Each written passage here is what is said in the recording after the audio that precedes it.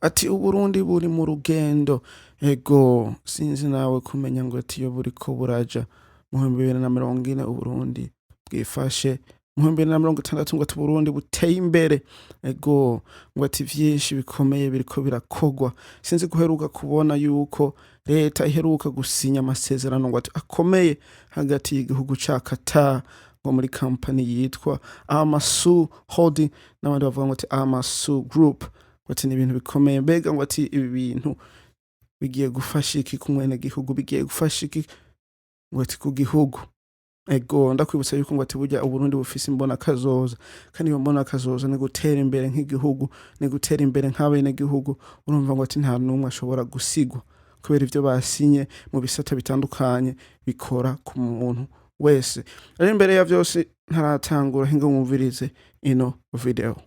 Kuri rino genekerezo rya 17 imyandagaro uno mwaka nyakubahwa umushikiranganje wa mbere ari kumwe n'umuganwa Sheikh Mansa bin Jabor Jassim Al Thani bahejeje guhagarikira amasezerano yo gukorera hamwe hagati ya leta y'u Burundi n'umugwi w'abagwizatunga bakomoka mu gihugu ca Qatar bari mwishirahamwe ryitwa Al Mansa Holding.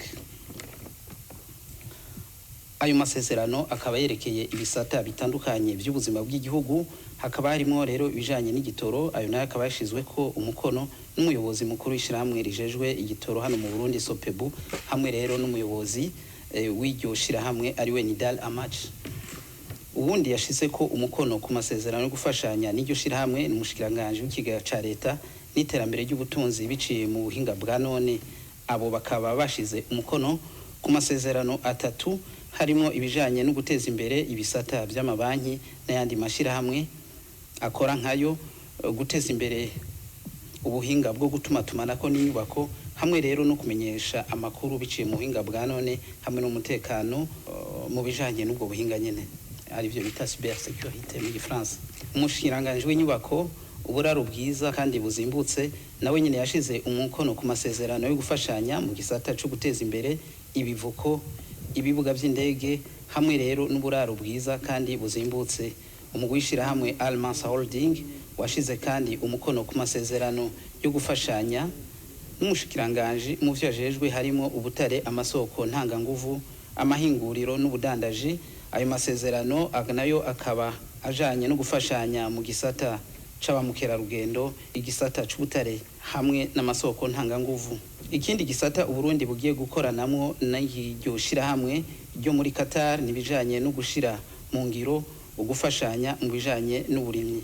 Muri make ayo masezerano yose yisunga imbona kazoza igihugu cacu y'Uburundi bwifashe mu 2040, bukaba Uburundi w'igihugu giteye imbere mu 2060.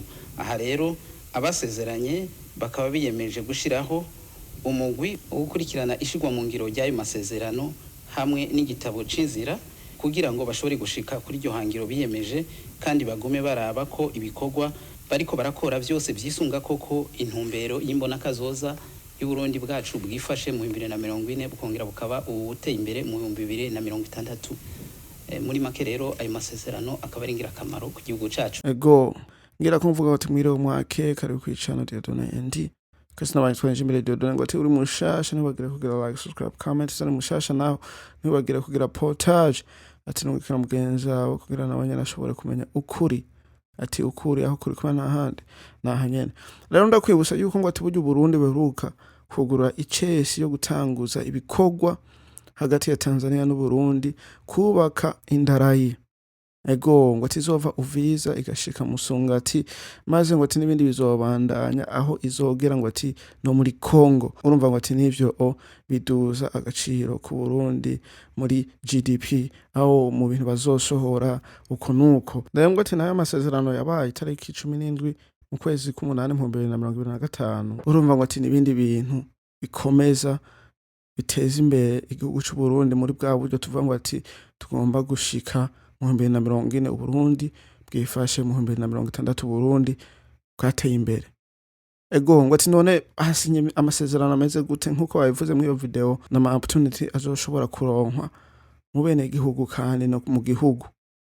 biduza agaciro, biduza infrastructure, uburimyi, ibintu bijanye n'amabanki, ubutare, amasoko ntanganguvu. Urumva ngo ati ni ibintu vyinshi ba investinzemwo kugira biduze Uburundi, aho vyubake Uburundi bivanye n'ama investment baba bashizemwo. Ngo Al Mansur Holding Company yo muri Qatar. Urumva ngo ati ni ibintu bikomeye. Urumva mu byo bisata bitandukanye nta muntu w'umurundi adashobora kuzoharonkera.